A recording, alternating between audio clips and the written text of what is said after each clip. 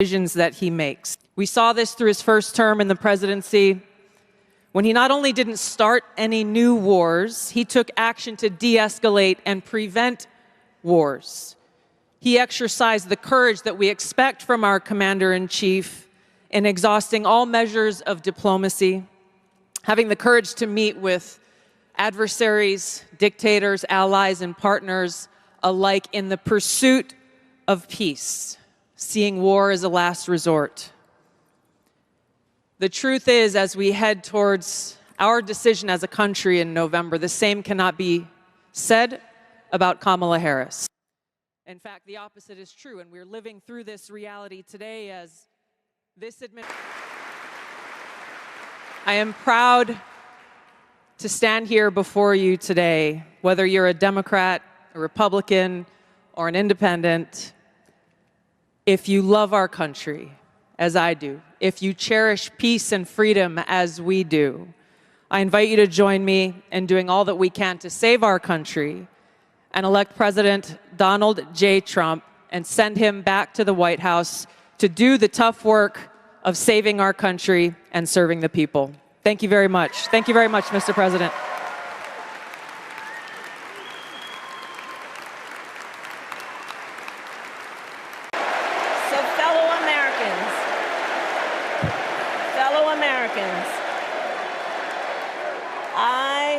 I love our country with all my heart.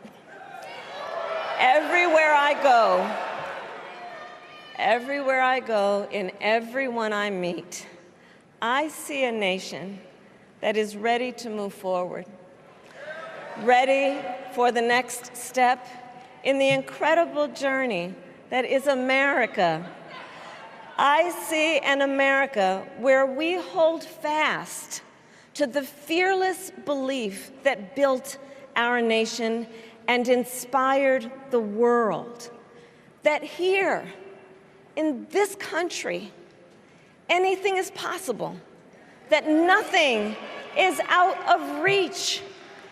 An America where we care for one another, look out for one another, and recognize that we have so much more in common than what separates us. That none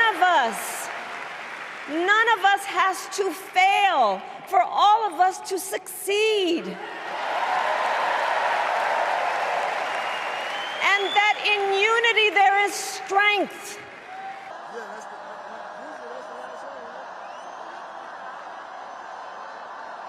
You know, our opponents in this race are out there every day denigrating America, talking about how terrible everything is. Well, my mother had another lesson she used to teach. Never let anyone tell you who you are. You show them who you are. America,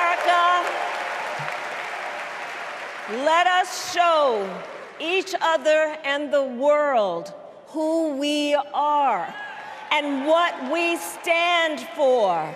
Freedom, opportunity, compassion, dignity, fairness, and endless possibilities.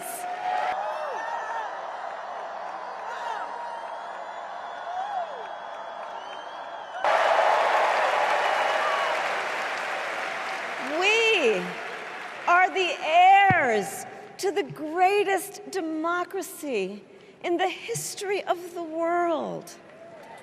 And on behalf of our children and our grandchildren and all those who sacrificed so dearly for our freedom and liberty, we must be worthy of this moment. It is now our turn to do what generations before us have done, guided by optimism and faith, to fight for this country we love, to fight for the ideals we cherish, and to uphold the awesome responsibility that comes with the greatest privilege on earth, the privilege and pride of being an American.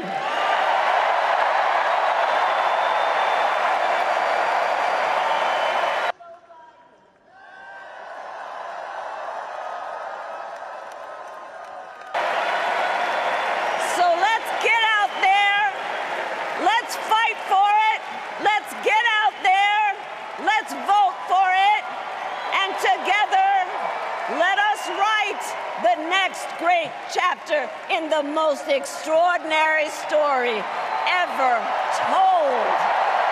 Thank you. God bless you, and may God bless the United States of America. Thank you all.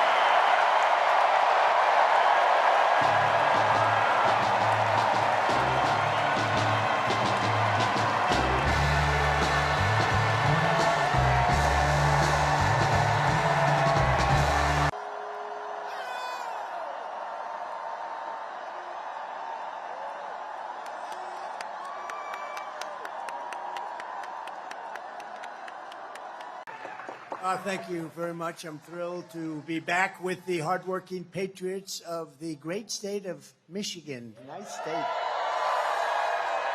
I'm here today with a simple message for the American auto worker and for the American worker.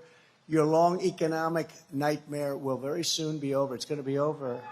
Going to turn it around. With your vote, we will defeat Comrade Kamala Harris. And we will bring back the American dream, bigger, better, stronger, and just better, bigger, better. We love the American dream. You don't hear about the American dream. When was the last time you heard about the American dream? They don't talk about it, although they copy everything else I do, so I guess that'll be nice. They'll be copying. They'll be saying, oh, the American dream. She doesn't know what the American dream is. Over the past 4 years, Kamala and crooked Joe Biden have presided over an economic reign of terror, committing one financial atrocity after another. As vice president, Kamala cast the deciding votes that caused the worst inflation in American history. You're all victims of it. We all are. Everybody is a victim of it. It's a nation buster, costing the typical family $28,000. The job they've done, let me tell you, he's the worst president in the history of our country, and she's the worst vice president, and she's the worst border czar in the history of the world. And she's the one who gave us every single disaster that our country is facing right now. Look at Afghanistan. She said, I was the last person in the room. What a horrible, horrible event that was. Kamala's made middle-class life unaffordable and unlivable. And I'm going to make America affordable again. In addition to making it great again, we're going to make it affordable again. He went to Delaware, and he's laying on a beach sleeping all day long. No, seriously, who the hell wants to sleep? And who wants to sleep in public? He's sleeping. Do you think President Xi of China is at a beach sleeping?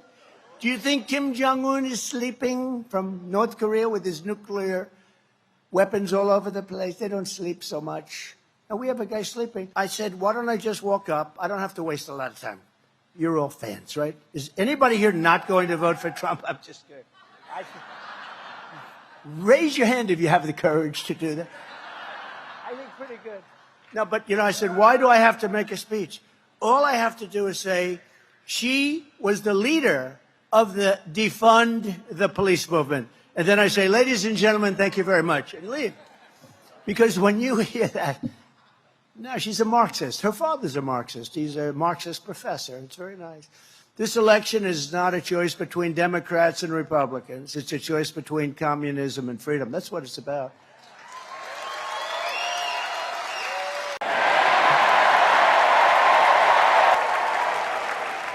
Fellow Americans, this election is not only the most important of our lives, it is one of the most important in the life of our nation.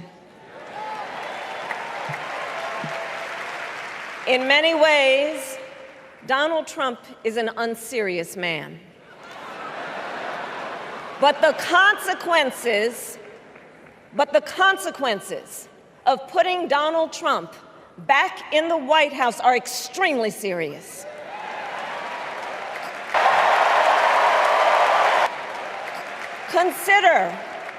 Consider not only the chaos and calamity when he was in office, but also the gravity of what has happened since he lost the last election. Donald Trump tried to throw away your votes. When he failed, he sent an armed mob to the United States Capitol, where they assaulted law enforcement officers. When politicians in his own party begged him to call off the mob and send help, he did the opposite. He fanned the flames. And now, for an entirely different set of crimes, he was found guilty of fraud by a jury of everyday Americans and separately found liable for committing sexual abuse. And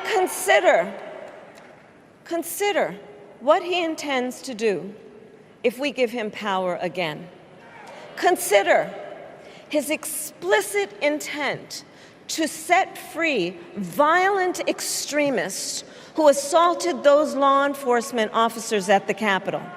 His explicit intent to jail journalists, political opponents, and anyone he sees as the enemy. His explicit intent to deploy our active duty military against our own citizens. Consider the power he will have, especially after the United States Supreme Court just ruled that he would be immune from criminal prosecution. Just imagine Donald Trump with no guardrails. And how he would use the immense powers of the presidency of the United States. Not to improve your life, not to strengthen our national security, but to serve the only client he has ever had, himself.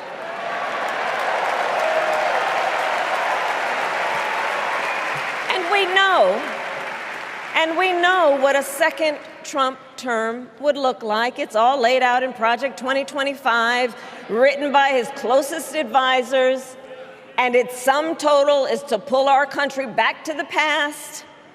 But America, we are not going back. We are not going back. We are not going back. We are not going back. In addition, as part of our efforts to help working families, I'm announcing today in a major statement that under the Trump administration, your government will pay for, or your insurance company will be mandated to pay for, all costs associated with IVF treatment, fertilization for women, IVF treatment. Because we want more babies, to put it very nicely. And for this same reason, we will also allow new parents to deduct major newborn expenses from their taxes, so that parents that have a beautiful baby will be able. So we're pro-family. Nobody's ever said that before. But the IVF treatments are expensive. It's very hard for many people to do it and to get it. But I've been in favor of IVF right from the beginning. That, you know, if you talk to them, they'll say, oh, he really doesn't like, they have ads like I'm against it. It's just the opposite. By comparison, they're against it, but I'm totally in favor of it. I always say there are two awards: is the Medal of Honor, and oftentimes is posthumously, where, you know, they're not there. Oftentimes they've died in battle and they're getting the award. And then you have the civilian version, the Presidential Medal. And I always say I'd rather get the Presidential Medal because the guys that came in, other than you and a few others, oftentimes they've suffered greatly, right? They've suffered.